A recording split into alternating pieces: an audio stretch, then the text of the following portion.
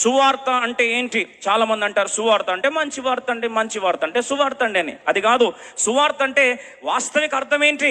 అపోస్తులైన పౌలు కొరింథీ సంఘానికి 1 కొరింథీ 15వ అధ్యాయము మొదటి వచనంలో జ్ఞాపకం చేస్తూ అంటాడు, మరియు సహోదరులారా, నేను మీకు ప్రకటించిన సువార్తను మీకు తెలియపరుచున్నాను.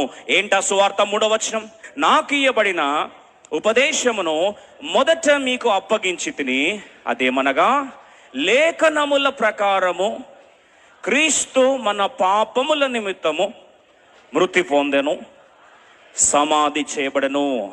లేఖనం 4వ వచనం కూడా, లేఖనం ప్రకారము 3వ దినమున లేపబడెను. సువార్త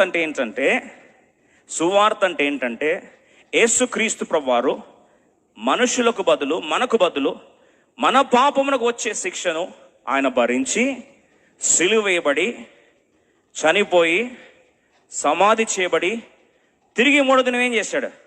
మృత్యుంజయుడై తిరిగి లేచెను. ఇదేంటండి? సువార్త.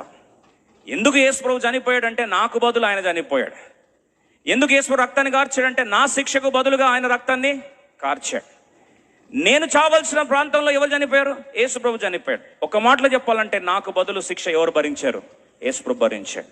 ఎప్పుడైతే ఈ సత్యాన్ని అర్థం చేసుకుంటామో, లేఖనముల ప్రకారం యేసుప్రభు ఈ లోకానికి వచ్చాడు, నా పాపముల కొరకు శిలువను అనుభవించాడు, మృతి పొందాడు, సమాధి చేయబడ్డాడు, తిరిగి లేచాడు.